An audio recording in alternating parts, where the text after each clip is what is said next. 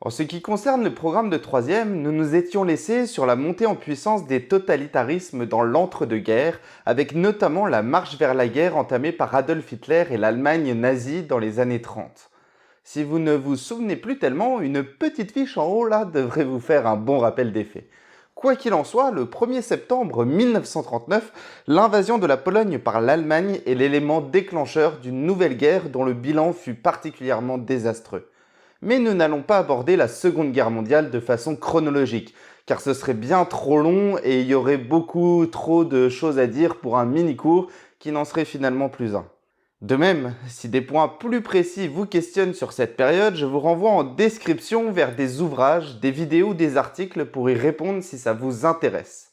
Non, aujourd'hui je vous propose plutôt de voir pourquoi la Seconde Guerre mondiale peut être qualifiée d'affrontement sans limite. Bienvenue pour un nouveau jour d'histoire.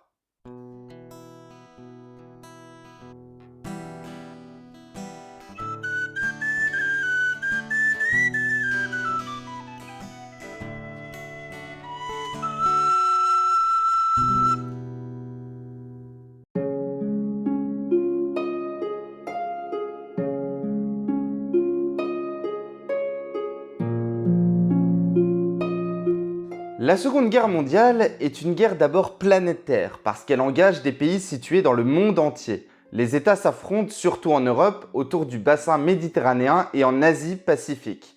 Pour faire simple, l'Allemagne veut conquérir un espace vital à l'est de l'Europe, détruire le communisme et exterminer les Juifs. Les Anglais et les Américains veulent abattre la tyrannie nazie au nom des libertés. L'URSS veut affirmer la supériorité du communisme. Les Japonais, eux, veulent exploiter l'Asie orientale. Un bel ensemble d'idéologies opposées qui renforcent la haine et la violence. Dans chaque camp, la mobilisation est totale. Navires de guerre, avions, tanks, armes toujours plus perfectionnées. L'industrie de guerre tourne à plein régime. Les civils sont mobilisés pour travailler dans cette industrie d'armement, mais aussi financer la guerre par des impôts ou des emprunts. Un procédé que l'on retrouvait déjà lors de la Première Guerre mondiale. Les colonies fournissent des hommes et des matières premières. La guerre est totale. La guerre est aussi particulièrement meurtrière et la violence est extrême.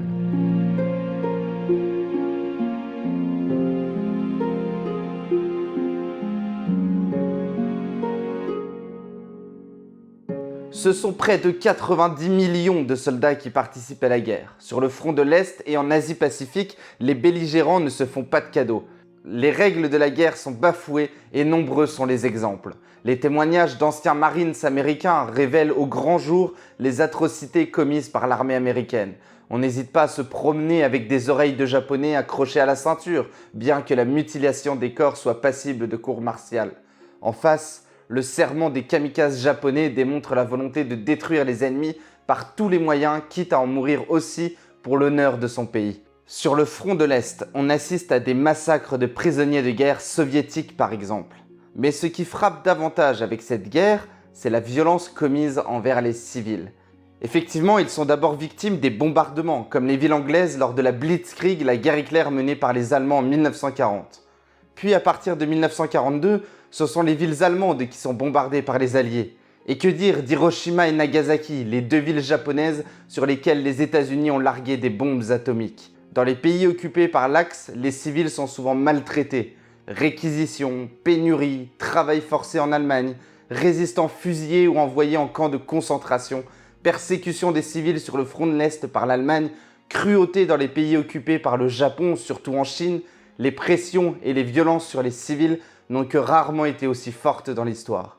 Au total, c'est environ 50 à 60 millions de personnes qui ont trouvé la mort durant ces 6 années de guerre, et majoritairement des civils. Certains historiens n'hésitent pas à parler de guerre d'anéantissement, de guerre qui a pour but de détruire l'ennemi, les militaires comme les civils. De nombreux actes inhumains ont été commis par les Allemands, d'où les nombreuses condamnations des dirigeants nazis lors des procès de Nuremberg en 1945. Mais ils ne sont clairement pas les seuls responsables de ce chaos. La Seconde Guerre mondiale a profondément choqué, traumatisé toute une génération d'hommes, de femmes et d'enfants au milieu de ce XXe siècle qui n'allait pas cesser pour autant de connaître des massacres. Le génocide des Juifs et des Tziganes, sur lequel je reviendrai dans un prochain mini-cours, n'est qu'un exemple de ce que l'homme est capable de faire quand la haine, la colère et la vengeance deviennent maîtresses des émotions. Se souvenir de la Seconde Guerre mondiale, comme de toutes les guerres, c'est se souvenir de la fragilité de l'homme dénué de compassion envers son prochain. C'est aussi se souvenir que l'histoire, sous des formes différentes, peut se répéter. Le voulons-nous? Je vous laisse en débattre dans les commentaires. Merci à tous et à toutes d'avoir écouté ce nouveau mini-cours. S'il vous a plu, vous savez quoi faire, un pouce bleu, un partage. Et si vous n'êtes pas encore abonné à la chaîne, je vous invite fortement à le faire parce que ce serait quand même dommage de manquer les prochaines vidéos qui arrivent.